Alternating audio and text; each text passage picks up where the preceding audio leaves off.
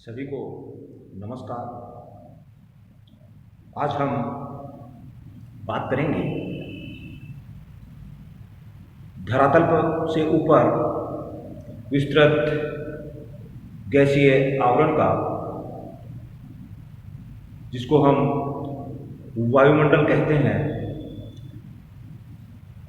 पृथ्वी के चारों ओर जो गैसीय आवरण है, उसके साथ साथ धूल के कण, जल वाष्प के कण इत्यादि भी मौजूद रहते हैं। और इसी को जो आवरण पृथ्वी को चारों तरफ से घेरे हुए है, उसको हम वायुमंडल की संज्ञा देते हैं। तथा यह वायुमंडल धरातल से गुरुत्वाकर्षण के कारण से जुड़ा हुआ होता है। और वायुमंडल में उपस्थित गैसें, धूल के कण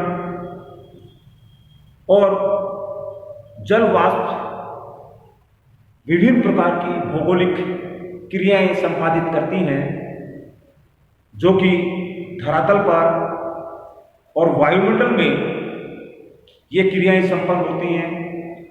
और विभिन्न प्रकार के धरातलीय स्वरूप का निर्माण इन क्रियाओं के द्वारा संपन्न होता है, जिसको हम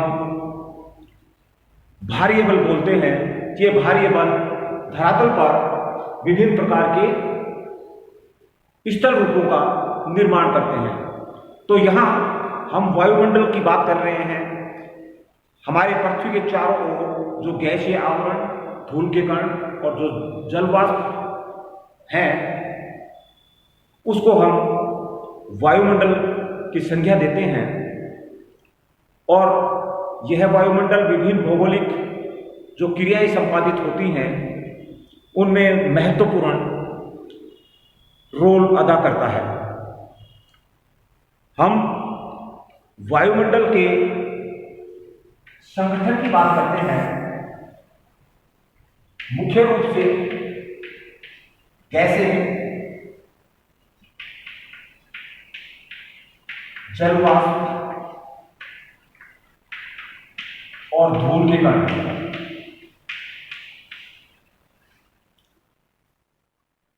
इनके द्वारा गैस, जल वाष्प और धूल के कण, इनके द्वारा हमारे वायुमंडल का निर्माण होता है।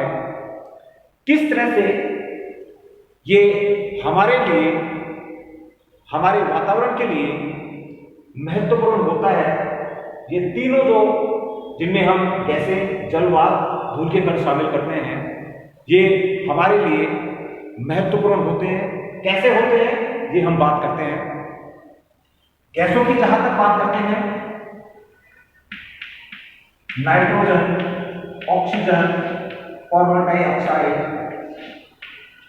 ओजोन, आर्गन, ये गैसें नाइट्रोजन, ऑक्सीजन, कार्बन डाइऑक्साइड और ओजोन,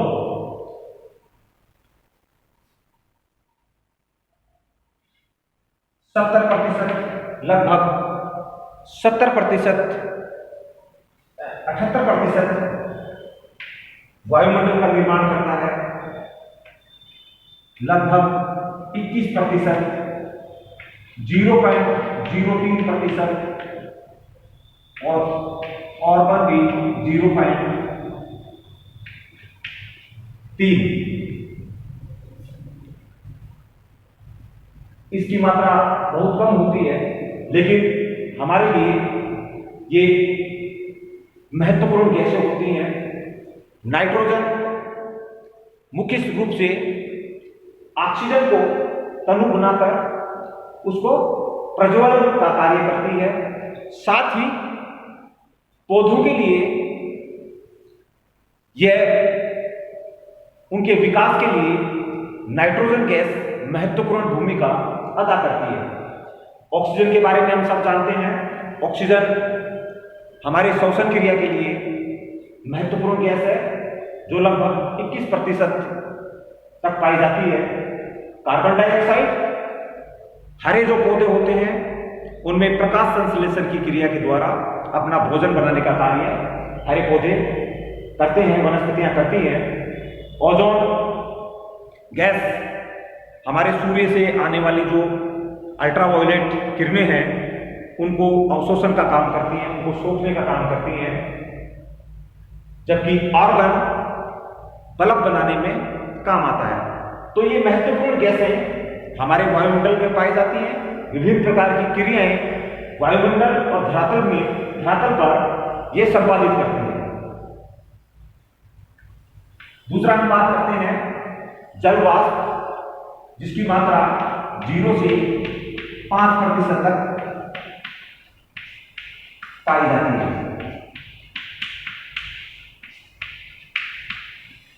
0 से 5% तक जल वाष्प वायुमंडल में पाई जाता है और इसकी मात्रा लगातार बदलती रहती है। ये जल वाष्प हमारे वायुमंडल में बादलों का बनना, वर्षण की क्रिया, ओलों का गिरना, तुषारपात की क्रिया, ये सभी क्रियाएं जल वाष्प पर आधारित होती हैं। तो इनके द्वारा ये क्रियाएं संपादित होती हैं। जबकि धूल के जो कण होते हैं वो धूल के कण वर्षा के रूप में, वर्षा की जो बूंदें होती हैं उनमें नाभिक के रूप में ये काम करती हैं।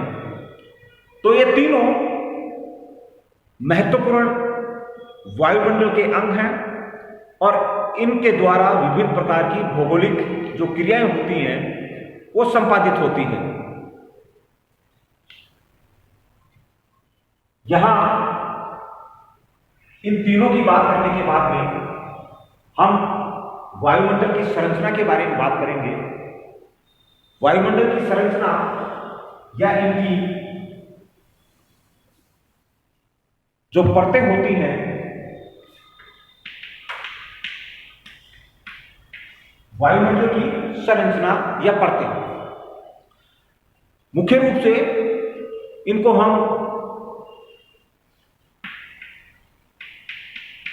क्षोभ मंडल या परिवर्तन मंडल,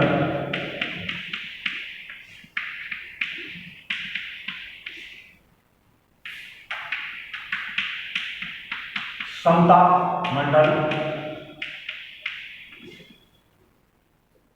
क्षोभ मंडल, समताप मंडल, मध्य मंडल, मध्य मंडल, विषम मंडल,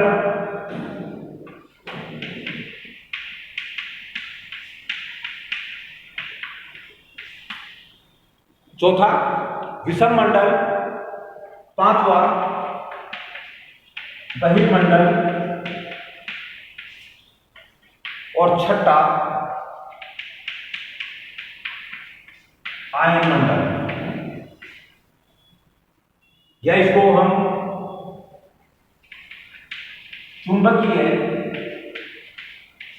मंडल भी इसको बोलते हैं। 6 ये परतें ऊंचाई के अनुसार हमारे वायुमंडल में पाई जाती हैं। हम परिवर्तन मंडल की बात करते हैं। हमारे धरातल से 6 किलोमीटर से 16 किलोमीटर की ऊंचाई तक इसका विस्तार पाया जाता है और अक्षांशीय स्तर पर देखते हैं तो हम भूमध्य रेखा से ध्रुव की ओर जाते हैं तो इसकी ऊंचाई कम होती जाती है। ध्रुव की ओर ऊंचाई सबसे कम पाई जाती है और जैसे जैसे हम भूमध्य रेखा की ओर आते हैं वहां इसकी ऊंचाई सर्वाधिक देखने को मिलती है। महत्वपूर्ण मंडल होता है। विभिन्न प्रकार की जो क्रियाएं होती हैं, भौगोलिक क्रियाएं होती हैं, बादलों का बनना, हवाओं का चलना, बिजली चमकना, ये सभी क्रियाएं परिवर्तन मंडल में संपन्न होती हैं। इसके साथ सटा हुआ जो क्षेत्र है इसको हम क्षोभ सीमा मंडल भी बोलते हैं, जो लगभग 1 से 1.5 किलोमीटर तक विस्तारित है। इसके बाद में हम समताप मंडल की बात करते हैं। समताप मंडल की जो ऊंचाई है वो कुछ विद्वान तो इसको 30 किलोमीटर तक मानते हैं और कुछ विद्वान इसकी ऊंचाई 50 किलोमीटर तक मानते हैं। इसी के अंतर्गत ओजोन परत भी पाई जाती है जो लगभग 35 किलोमीटर की ऊंचाई पर पाई जाती है। मुख्य रूप से सूर्य से आने वाली जो अल्ट्रावायलेट किरणें होती हैं उनका अवशोषण करती हैं, हानिकारक किरणें होती हैं, इनका अवशोषण ओजोन गैस करती है। तो एक परत के रूप में ये ओजोन गैस हमारी रक्षा करती है अल्ट्रावायलेट किरणों से। उसके बाद हम मध्य मंडल की बात करते हैं जिसकी ऊंचाई 50 से 80 किलोमीटर तक होती है। ये मध्य मंडल इसलिए भी महत्वपूर्ण है क्योंकि ये रेडियो तरंगों को अवशोषित करने का काम करता है।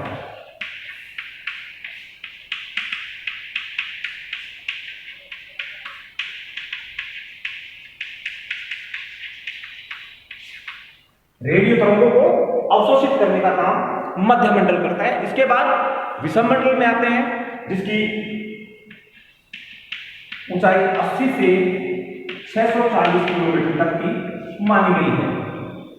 विषम मंडल में हम जब बात करते हैं तो यहां पर जब मध्य मंडल रेडियो तरंगों का अवशोषण करता है, ये विषम मंडल उन रेडियो तरंगों को परावर्तित करने का काम करता है।